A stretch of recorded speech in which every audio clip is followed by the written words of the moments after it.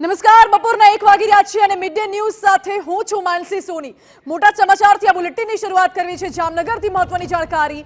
અસામાજિક પ્રવૃત્તિઓ કરનારા ગુનેગારો સામે તંત્ર એક્શન મોડમાં આવી ગઈ છે। કુખ્યાત રઝાક સાયચાના ગેરકાયદે બંગલા પર તંત્રનું બુલડોઝર ફરી વળ્યું છે।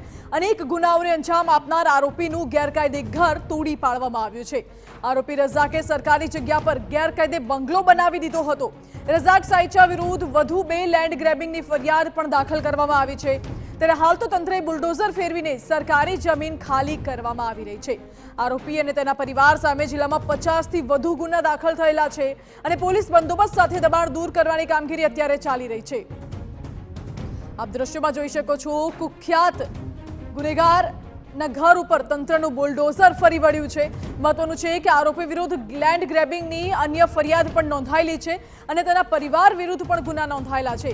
ત્યારે કુખ્યાત ગુનેગારો સામે હવે તંત્ર એક્શન મોડમાં આવી ગયું છે અને તંત્રો દ્વારા સરકારી જમીન ખુલ્લી પાડવાના પ્રયાસ કરવામાં આવી રહ્યા છે। આપને જણાવી દઈએ, આ મુદ્દે ગૃહ રાજ્યપ્રધાન હર્ષ સંઘવીએ ગોધરા ખાતે પોલીસ આવાસના લોકાર્પણ દરમિયાન પ્રતિક્રિયા આપતા શું કહ્યું એ પણ સાંભળો। નગરની અંદર રઝાક સાયચા નામના એક કુખ્યાતને બિલ્ડિંગ આજે તોડી નાખ્યો, એનો બંગલો તોડી નાખ્યો, શું પૂછો? એમાં કહેવાનું શું હોય? આપની પ્રતિક્રિયા? એમાં કહેવાનું ના હોય, કરવાનું હોય ભાઈ। ની અંદર રઝાક સાયચા નામના એક કુખ્યાતને બિલ્ડિંગ આજે તોડી નાખ્યો, એનો બંગલો તોડી નાખ્યો, શું પૂછો? એમાં કહેવાનું શું હોય?